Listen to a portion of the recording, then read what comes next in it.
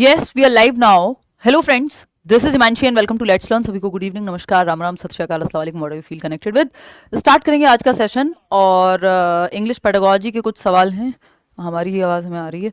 English pedagogy के कुछ सवाल हैं जो इस बार आए हैं 6 सितंबर के लिए इंपॉर्टेंट हैं क्योंकि प्रीवियस ईयर पेपर्स आते हैं। फरवरी में जो पेपर हुआ था उसमें कुछ सवाल थे तो उनका एनालिसिस कर लेते हैं, प्रॉपर एक डिस्कशन कर लेते हैं, एक वार्म अप सेशन जैसा भी हो जाएगा और सिलेबस से ही आता है जो आपका पेपर है अभी भी, जो आपके 10 टॉपिक के करीब हैं सिलेबस में दिए हुए हैं कि लैंग्वेज स्किल्स हो गई, लैंग्वेज लर्निंग एंड एक्विजिशन हो गया, प्रिंसिपल्स ऑफ लैंग्वेज टीचिंग हो गया, है ना। ये बेसिक सी चीज़ें हैं। कुछ थियरिस्ट हो गए जैसे चॉम्स्की हुए, क्यूमिन्स हुए, स्टीफन क्रेशन हुए, ठीक। सीटेट के बैच में एडमिशन्स ओपन हैं और अभी डिस्काउंट भी है 24 मई तक, तो आप वो भी चेक कर सकते हैं। कंप्लीट बैच आपको पेपर 1, पेपर 2 या बाकी इवन यूपी टेट के बैचेस में भी अभी एनरोलमेंट ओपन है, पेडागोजी स्पेशल में भी। इसके अलावा अगर हम बात करें तो आपका झारखंड टेट में भी, ठीक। लाइक शेयर सब्सक्राइब आप कर देंगे जैसे जैसे आप ज्वाइन करेंगे। कोशिश पूरी है कि रेगुलरली मिल पाएँ, चाहे 9 बजे मिलें, 9:30 बजे मिलें, लेकिन मिल पाएँ, ठीक है। ये टेलीग्राम चैनल पे इसका विद आंसर्स आपको पीडीएफ मिल जाएगा। कल वाले हिंदी वाले का भी आज आपको पीडीएफ दे देंगे। कल हम सीडीपी के क्वेश्चंस करेंगे और 9 बजे यूपी टेट में जितने लोग कह रहे हैं कि यूपी टेट के लिए कुछ करा दो, मैं कोशिश करूंगी कुछ क्लासेस ले पाऊँ। टॉप 50 क्वेश्चंस यूपी टेट के हम मंडे या ट्यूसडे में मतलब नेक्स्ट कमिंग वीक में करेंगे। अब वो मंडे, ट्यूसडे या वेंसडे मतलब करेंगे ही, क्योंकि थर्सडे के बाद तो मैं अवेलेबल नहीं हूँ नेक्स्ट वीक, अगले कुछ दिनों के लिए। तो तब तक जितना हो सकता है उतना हम कोशिश करेंगे कि काम हो। चलिए क्वेश्चन नंबर 1 देखिए और जवाब दीजिए। चॉम्स्की क्या पोल, अच्छा ओके, ये देखो तो पोल आपके सामने आएगा और क्वेश्चन है question number 1। Chomsky propounded that, paper 1 हो पेपर 2 हो सिलेबस सेम है लैंग्वेज का, है ना। तो Chomsky propounded that an innate capacity to acquire language is the result of our uniquely human biological inheritance। यानी हम भाषा को अर्जित कर सकते हैं, इस बात की इनेट आंतरिक क्षमता होती है ह्यूमंस में। इस इनहेरिटेंस को क्या कहते हैं, ये आप आंख बंद करके भी जवाब दे देंगे अगर आपने कभी भी थोड़ा भी चॉम्स्की को पढ़ा है कि this is called what, language adaptation degree. No, language acquire domain. देखो ये सब LAD बन रहे हैं। अगर किसी को लैंग्वेज एक्विजिशन डिवाइस नहीं पता तो वो गड़बड़ कर देगा। लैंग्वेज एक्सेप्टेंस डिवाइस, नो, ये भी गलत। लैंग्वेज एक्विजिशन डिवाइस, भाषा अधिग्रहण यंत्र कहते हैं इसको। इनेट क्षमता है ह्यूमंस में भाषा को एक्वायर करने की, क्योंकि हमारे अंदर लैंग्वेज एक्विजिशन डिवाइस LAD पाया जाता है और ये इनविजिबल है, दिखेगा तो नहीं, आप ब्रेन का कहीं टेस्ट वेस्ट कराएंगे तो। बट चॉम्स्की की हाइपोथेसिस ये कहती है कि आंतरिक क्षमता है, लैंग्वेज एक्विजिशन डिवाइस है जो 6 साल तक की उम्र तक या चाइल्डहुड में ज्यादा एक्टिव होता है, फिर धीरे धीरे वीक होने लगता है। यानी इस दौरान जब LAD बहुत ज्यादा एक्टिव है तो आपके एनवायरमेंट में जो भी भाषा होगी आप उसको बहुत आसानी से अधिग्रहण कर लेंगे या अर्जन कर लेंगे बिना बहुत ज्यादा एफर्ट के। तो D option is the right answer. तो लैंग्वेज एक्विजिशन एक चीज है, यानी एक्वायर करना भाषा को बिना किसी एफर्ट के, जैसे होम लैंग्वेज या मदर टंग को आप करते हैं। लैंग्वेज लर्निंग है जिसमें आप प्रॉपर व्याकरण सीख रहे हैं, भाषा का ग्रामर, नियम, किताबें पढ़ रहे हैं, वोकैबुलरी सीख रहे हैं, वो सब जो आप दूसरी भाषा, सेकंड लैंग्वेज या टारगेट लैंग्वेज को करते हैं। क्वेश्चन नंबर 2 देखिएगा। The term for the smallest meaningful unit of sound in a language is, smallest meaningful unit of sound, smallest unit of sound याद कीजिए। सिमेंटिक्स मीनिंगफुल यूनिट है लेकिन sound की नहीं है, मीनिंग के बारे में है, ये अर्थ से संबंधित है, भाषा में अर्थ से संबंधित है। एक वो सवाल आता है ना कि एक सेंटेंस है, madam rides, madam drives a bicycle, यानी मैडम जो है वो ड्राइव करती है एक बाइसिकल को। तो ये सिमेंटिकली जो है गलत है, क्योंकि बाइसिकल राइड की जाएगी, ड्राइव नहीं की जाएगी। तो सिमेंटिक्स मीनिंग की स्टडी पे बात करते हैं, मीनिंग अर्थ के संबंध में है। जहां पे यूनिट ऑफ साउंड की बात हुई है, साउंड से संबंध नहीं है सिमेंटिक का, वो फोनीम है, स्मॉलेस्ट यूनिट ऑफ साउंड, है ना। इसको और तोड़ेंगे तो साउंड ही नहीं बचेगी, इसलिए उन्होंने मीनिंगफुल लिख दिया। जैसे ख, फ, ये भी फोनीम में आता है कि साउंड की जो स्मॉलेस्ट यूनिट है वो फोनीम है। फर्दर आप ब्रेक करेंगे तो साउंड ही नहीं बचेगी, जैसे CH, अब चौक नहीं बचेगा अगर आप इनको अलग कर देंगे तो। मॉर्फीम, मॉर्फीम भी मीनिंग के बारे में है। सिंटैक्स है स्ट्रक्चर के बारे में, स्ट्रक्चर के बारे में। देखिए ये सिमेंटिक जो है वो सेंस वाला मीनिंग है, सेंस बन रहा है या नहीं। मॉर्फीम डायरेक्ट मीनिंग है। सिंटेक्स स्ट्रक्चर के बारे में कि सब्जेक्ट कहाँ आएगा, वर्ब कहाँ आएगी, ऑब्जेक्ट कहाँ आएगा, कौन सी फर्स्ट फॉर्म आएगी, ING आएगा, क्या आएगा, तो ये रूल्स को देखता है सिंटेक्स जो है। Phoneme is the right answer. आगे बढ़ेंगे, क्वेश्चन नंबर 3 देखिएगा। infants around 2 to 3 months of age are capable of producing open vowel sounds.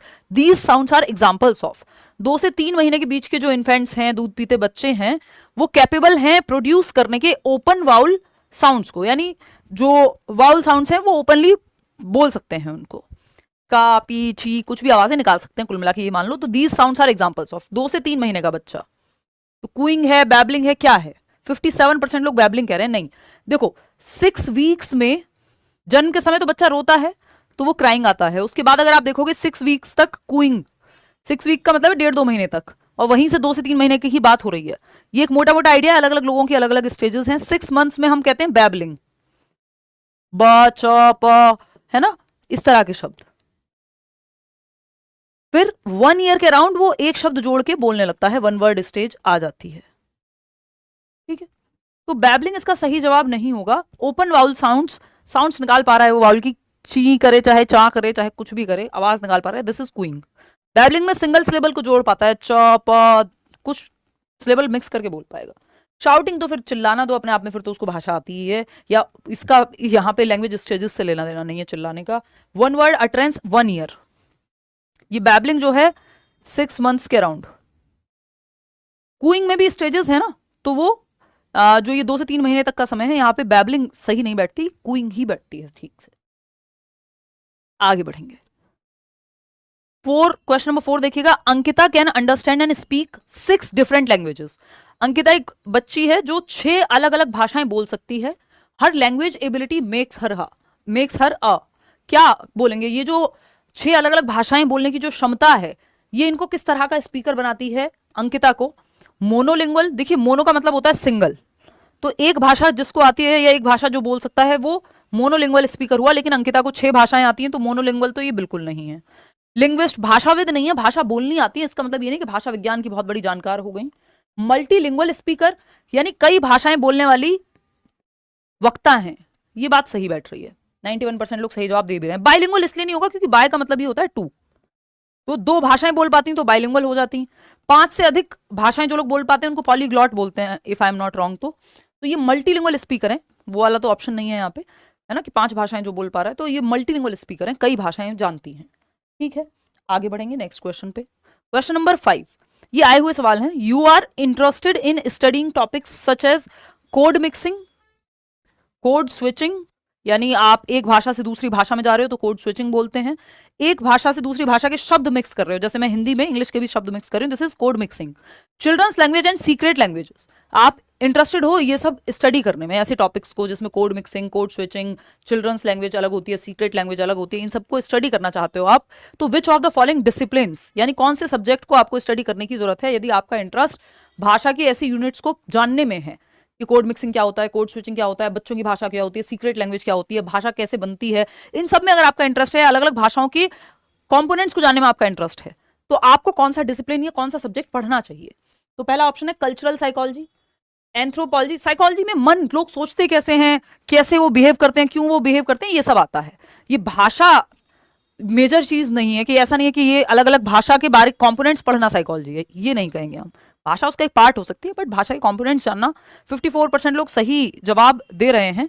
Anthropology तो देखते हैं ह्यूमंस का कैसे इवोल्यूशन हुआ, कैसे हम आए, क्या है ये वो। सोशियोलॉजी समाज को पढ़ती है, ना कि मुख्य जो स्टडी का एरिया है वो भाषा ना होकर के समाज है, उसमें भाषा भी आती है समाज में। लेकिन सोशियो लिंग्विस्टिक्स यानी सामाजिक भाषा विद या भाषा का जो पढ़ना है, सोशियो लिंग्विस्ट क्या करते हैं, समाज में अलग अलग पहलुओं से किस तरह से भाषा का प्रयोग होता है ये देखेंगे। तो ये लिंग्विस्ट से ही संबंधित है, बेसिकली लिंग्विस्टिक्स से ही संबंधित है, ये कह सकते हैं, क्योंकि भाषा विज्ञान की हम बात कर रहे हैं, यहाँ पे कंपोनेंट्स जानने हैं आपको भाषा के। क्वेश्चन नंबर 6 देखिएगा।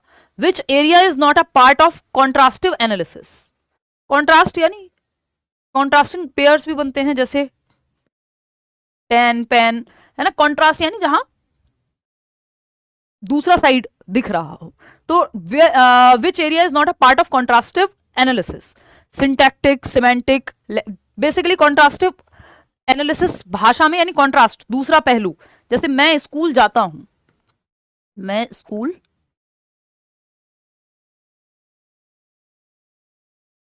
जाती हूं, ठीक है।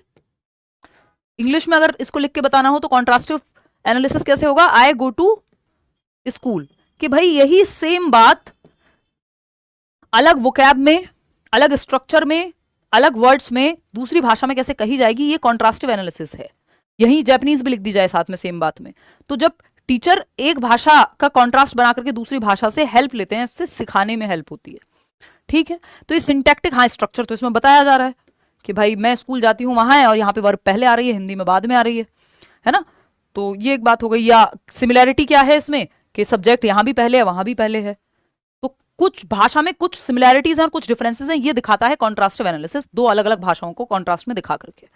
सिमेंटिक यानी मीनिंग, लेक्सिकल वोकैबुलरी, वोकैबुलरी का तो मुद्दा है, यहाँ पे वोकैब अलग यूज होगी। फोनोलॉजी यानी साउंड भी अलग है, तो ये भी डिफरेंस है साउंड का भी, वोकैब का भी, स्ट्रक्चर का भी। लेकिन सिमेंटिक नहीं है यहाँ पे, सिमेंटिक मतलब मीनिंग या सेंस, तो मीनिंग तो सेम ही है।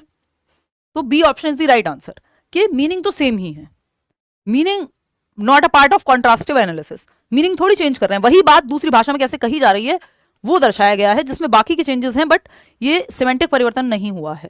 क्वेश्चन नंबर 7 देखिएगा, you find that an English language teacher is using freely mother tongue in the class, she is using dash method. भाई एक इंग्लिश लैंग्वेज टीचर हैं जो बच्चों की मातृभाषा का प्रयोग भरपूर कर रहे हैं क्लास में, यानी क्लासरूम में इंग्लिश लैंग्वेज टीचर के द्वारा मदर टंग का इस्तेमाल किया जा रहा है। तो कौन सा मेथड है जिसमें मदर टंग का इस्तेमाल होता है? Audiolingual method, grammar translation. देखिए ऑडियोलिंगुअल में तो आप टारगेट लैंग्वेज, क्योंकि इंग्लिश टीचर के लिए जो होम लैंग्वेज है मदर टंग, बच्चों की जो भी मदर टंग है, टारगेट लैंग्वेज इंग्लिश है, ठीक है, या सेकंड लैंग्वेज इंग्लिश है। तो यहाँ पे उस क्लासरूम में ऑडियो लिंगुअल में तो आप इंग्लिश के ही कुछ सेंटेंसेस रट लेते हैं, इसको आर्मी मेथड भी कहते हैं, तो इसमें मदर टंग का प्रयोग नहीं होगा। Grammar translation is the method, जहां पे आप ग्रामर ट्रांसलेशन के माध्यम से आप लिखना पढ़ने में बच्चे अच्छे हो जाते हैं, मदर टंग का प्रयोग होता है। जैसे हम लोग इंग्लिश को पढ़ रहे हैं हिंदी में ट्रांसलेट करके, this is grammar translation only, ठीक है। स्ट्रक्चरल ओरल सिचुएशन, यहाँ पे स्ट्रक्चर्स की बात नहीं हुई कि कुछ स्ट्रक्चर्स सिखाए जा रहे हैं, या डायरेक्ट मेथड में मदर टंग का यूज ही नहीं होता, no use of mother tongue. Direct वही भाषा बोली जाती है, टारगेट लैंग्वेज ही। डायरेक्ट मेथड अगर इस्तेमाल कर रही होती तो वो इंग्लिश में ही बात करती, तो no use of mother tongue, allowed ही नहीं है मदर टंग का इस्तेमाल। मदर टंग इस्तेमाल सबसे ज्यादा ग्रामर ट्रांसलेशन में फ्रीली हो पाता है। जैसे आपके और हमारे स्कूलों में जो भी बहुत ज्यादा ऐसे कॉन्वेंट टाइप स्कूल से नहीं पढ़े हैं, वहाँ डायरेक्ट मेथड का कॉन्वेंट स्कूल्स या हाईली इंग्लिश मीडियम जो टाइप के स्कूल हैं वहाँ डायरेक्ट मेथड का प्रयोग होता है। बट बाकी जगहों पे अगर हम देखें देश भर में, तो ग्रामर ट्रांसलेशन के प्रयोग से हम हिंदी इंग्लिश पढ़ना और लिखना सीखते हैं, इसलिए हमारी स्पोकन वीक रह जाती है, क्योंकि ग्रामर ट्रांसलेशन में स्पीकिंग का उतना यूज नहीं होता, डायरेक्ट जो मेथड है उसमें स्पीकिंग का यूज भरपूर होता है। ठीक है जी, देखिएगा क्वेश्चन नंबर 8 क्या कहता है। Question number 8, the ability to write concisely, यानी संक्षिप्त में लिख पाना, by not including any details that can be avoided, ऐसी डिटेल को इंक्लूड नहीं करना जो अवॉइड की जा सकती हो। To achieve precision is a skill in which is known as, आसान है ये तो, आप मूवी देख के भी यही करते हैं अपने दोस्त को बताते हुए। तो ये समराइजिंग है, प्रोसेस राइटिंग है, नोट टेकिंग है, या नोट मेकिंग है। देखिए नोट टेकिंग तब होती है जैसे आप क्लास ले रहे हैं और आप कुछ कुछ लिखते जा रहे हैं एक लेक्चर के दौरान, दिस इज नोट टेकिंग, तो ऐसा कुछ तो यहाँ हो नहीं रहा। नोट मेकिंग जब आप खुद से नोट्स बना रहे होते हैं, वो भी नहीं हो रहा है यहाँ पे, है ना, कि कंसाइजली आप लिख रहे हैं और कोई डिटेल छूटे भी ना। वो नोट मेकिंग का क्वेश्चन होता तो अलग से पूछता, इस तरह से नहीं पूछता। क्वेश्चन पूछ कैसे रहा है उससे डिसाइड होता है कि किस तरफ लेके जा रहा है, वो आप जब प्रैक्टिस करोगे इनफ क्वेश्चंस की तो समझ आ जाएगा। प्रोसेस राइटिंग में प्रोसेस पे फोकस होता है। एक होती है प्रोडक्ट राइटिंग, कि फाइनल रिजल्ट चाहिए हमको, भाई एक अच्छा सा लेटर ड्राफ्ट करके दे दो, वो उससे पहले आपने कितना क्या सोचा, कैसे लिखा, हमें कोई मतलब नहीं है, वो प्रोडक्ट राइटिंग है। प्रोसेस राइटिंग में आप प्रोसेस पे फोकस करते हो, आइडिएशन, क्या आइडिया आया, फिर ड्राफ्ट क्या बनाया, फिर उसको कैसे इंप्रोवाइज किया, वो पूरी प्रोसेस पे फोकस होता है प्रोसेस राइटिंग में। इसको आप बेटर मानते हैं लर्निंग के लिए। तो एक ही ऑप्शन बचता है समराइजिंग, यानी आप निष्कर्ष पे जा रहे हैं, आप समराइज कर रहे हैं। The ability to write concisely, कम शब्दों में, by not including any details that can be avoided to achieve precision is a skill. उन डिटेल्स को आप नहीं इंक्लूड कर रहे हैं जिनके बिना बात को एज इट इज कहा जा सकता है, जिनको अवॉइड किया जा सकता है, उनको आप ऐड नहीं कर रहे हैं। तो आपने समरी बताई, काम की चीजें सारी बता दी जो अवॉइड की जा सकती थी, उन डिटेल्स को अवॉइड कर दिया। ये स्किल है समराइज करने की। कुछ लोग होते हैं ना कम शब्दों में ज्यादा बात कह देते हैं, तो जैसे हम मैराथन में भी क्या करते हैं, समराइज करने की कोशिश करते हैं कि आप बहुत डिटेल में अगर जाएंगे तो उतना समय ही नहीं होता। ठीक, जैसे आपने कोई किताब पढ़ी, आप उसकी समरी निकलवा लीजिए। आज के जमाने में चैट जीपीटी का भरपूर इस्तेमाल है, आपको 200 पेज की किताब नहीं पढ़नी, वो आपको 5 पेज में या 100 शब्दों में, जितने शब्दों में आप कहेंगे वो समरी दे देगा इंपॉर्टेंट डिटेल्स निकाल करके, बाकी जो होगा उसको अवॉइड कर देगा। Question number 9, voice expressions can effectively B judged bye, यानी जो उच्चारण के एक्सप्रेशंस हैं, यानी हाव भाव हैं जो आपकी आवाज के, वो कैसे जज किए जा सकते हैं? स्पीड ऑफ वॉइस से कितनी तेजी से आप बोल रहे हैं, हाव भाव उससे जज होंगे। वर्ड सिलेक्शन से, कौन से वर्ड्स आप सेलेक्ट कर रहे हैं, टोन ऑफ वॉइस से या वोकल्स से। यानी आपका वॉइस एक्सप्रेशन को आप कैसे जज करेंगे, कोई गुस्से में बोल रहा है कि कोई प्यार से बोल रहा है ना, कोई स्ट्रेस में बोल रहा है या कोई एकदम नॉर्मल कंफर्ट जोन में है, कौन एक्साइटेड है, कैसे आप पता चलाएंगे? वर्ड सिलेक्शन से नहीं। सेम वर्ड अलग अलग टोन में अलग अलग मीनिंग देता है ना। कई बार आप अच्छा कह रहे हैं तो एक अच्छा वो हो सकता है जब आप टीज करने के लिए किसी को अच्छा कह रहे हैं, है ना, कि अच्छा, और एक नॉर्मल अच्छा हो सकता है जो नेगेटिव टोन, या हो सकता है कि एक खराब मूड में यूज किया जा रहा हो। तो टोन ऑफ वॉइस जो है वो सारा डिसाइड करेगी। वॉइस एक्सप्रेशंस को इफेक्टिवली जज कर सकते हैं हम। टोन कैसी है, इंटोनेशन, उतार चढ़ाव क्या है आवाज में। स्पीड वगैरह भी मैनेज हो जाएगा, बट स्पीड से भी कुछ आइडिया लग जाता है, लेकिन मेजर जो है वो टोन ऑफ वॉइस है। आगे बढ़ेंगे, क्वेश्चन नंबर 10 देखिएगा। Seating arrangement in a classroom should be flexible, this is because. भाई क्लासरूम में जो सीटिंग अरेंजमेंट है बच्चों का बैठने का, वो फ्लेक्सिबिलिटी होनी चाहिए उसमें। ऐसा नहीं है कि आज साल के पहले दिन जो बच्चा जहां बैठ गया वो वहीं बैठा रहेगा, कोई फ्लेक्सिबिलिटी नहीं है। लड़कियों की रो अलग बना दी है, लड़कों की अलग बना दी है, मिक्स ग्रुप में बैठ ही नहीं सकते। फ्लेक्सिबिलिटी है, जरूरत के हिसाब से चेंज कर सकते हैं सीटिंग अरेंजमेंट को। एक बच्चा है जिसको देखने में समस्या होती है तो हो सकता है उसको आगे बिठा दिया जाए। एक बच्चा है जिसकी हाइट ज्यादा है वो पीछे बैठ जाए, या किसी ग्रुप एक्टिविटी में सब साथ में आ जाए, तो फ्लेक्सिबिलिटी, लचीलापन है। या हो सकता है रोटेशन चल रहा हो, क्लासरूम में सीटिंग अरेंजमेंट में होता था ना। तो फर्स्ट ऑप्शन है, it would prevent children from forming permanent friendship groups. ये कोई उद्देश्य नहीं है कि बच्चों के परमानेंट ग्रुप्स ना बन जाएं, इसलिए जो है हम फ्लेक्सिबल रख रहे हैं आपके क्लासरूम टीचिंग को।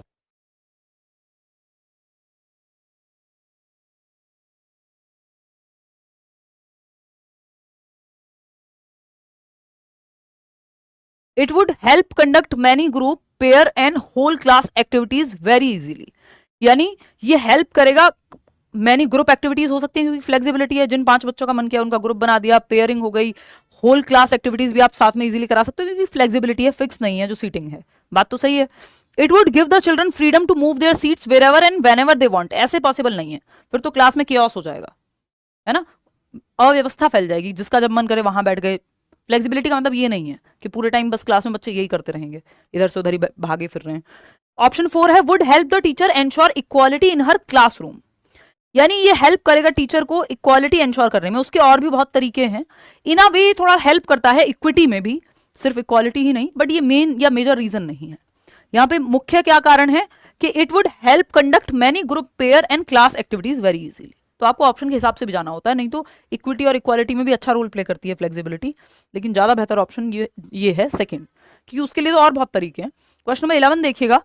To assess reading skill at primary level, यानी बच्चा कितने अच्छे से पढ़ पाता है, इस चीज का आकलन करने के लिए प्राथमिक स्तर पर कक्षा 1 से 5 में a language teacher should most importantly focus on.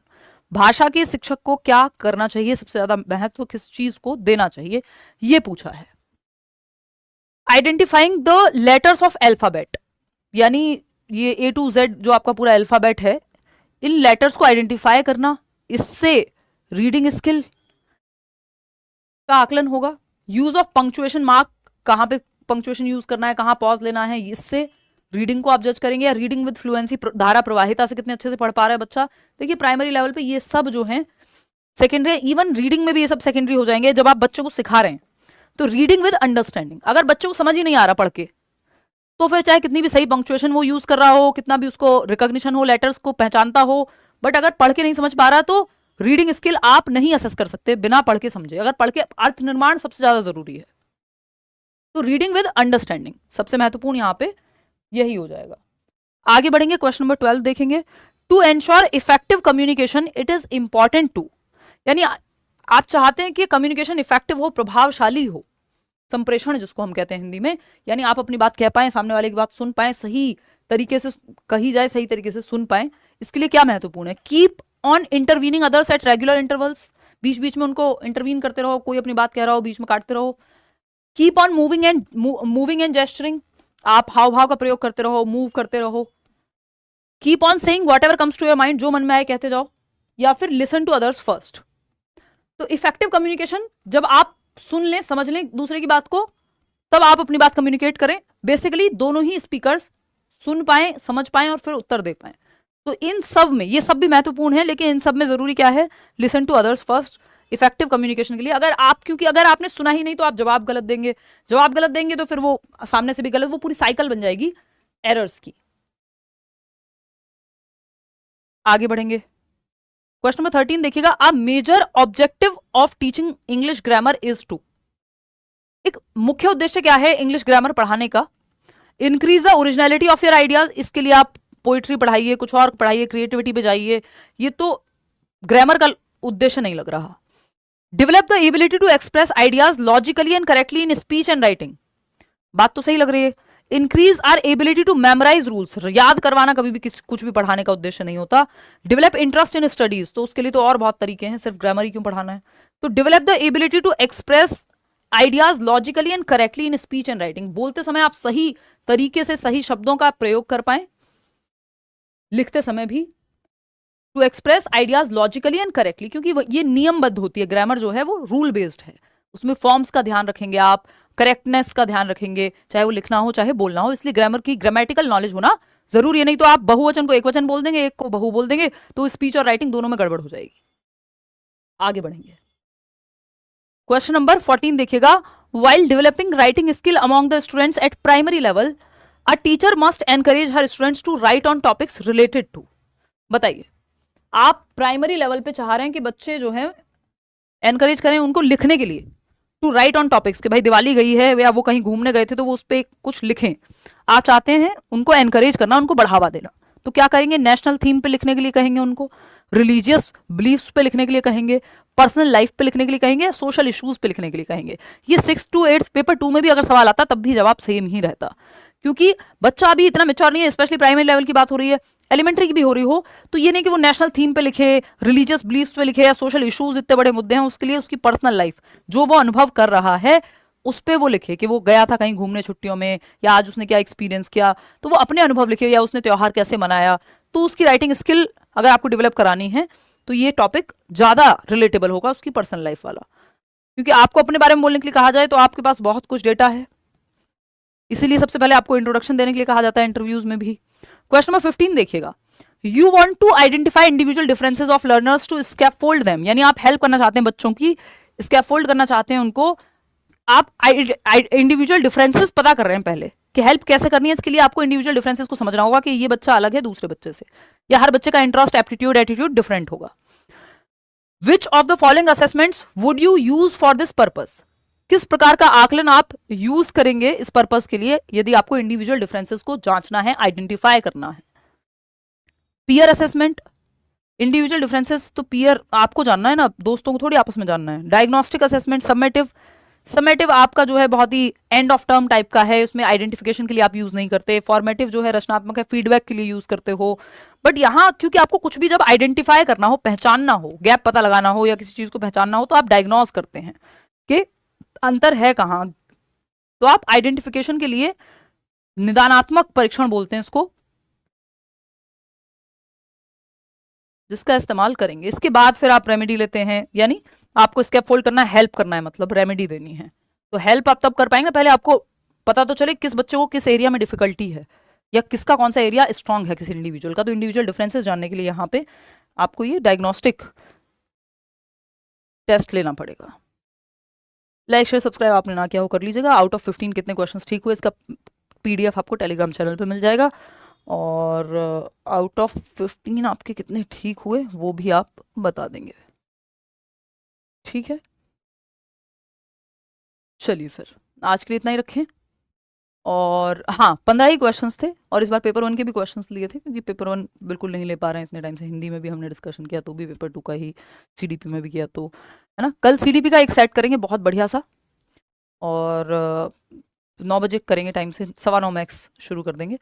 और इसके अलावा मंडे या ट्यूसडे, मंडे भी मुश्किल लग रहा है मुझे, ट्यूसडे मतलब कमिंग वीक में एक यूपी टेट का 50 क्वेश्चन का सेट करेंगे अच्छे से, और बाकी तो सी टेट के लिए तो रेगुलर सेशंस जितने हो पाएंगे करेंगे ही, ठीक है। Thank you so much. कोई और आपका डाउट रह गया हो तो आप कमेंट्स में बता दीजिएगा, और अगर आप एक कंप्लीट बैच में एनरोल करना चाह रहे हैं सी टेट के, तो या C TET, UP TET, whatever batch, या पेडागोजी स्पेशल, किसी भी बैच में टीचिंग के, तो आप करियर लैब डाउनलोड करके वहाँ टीचिंग सेक्शन में जाके एनरोल कर लीजिएगा खुद को।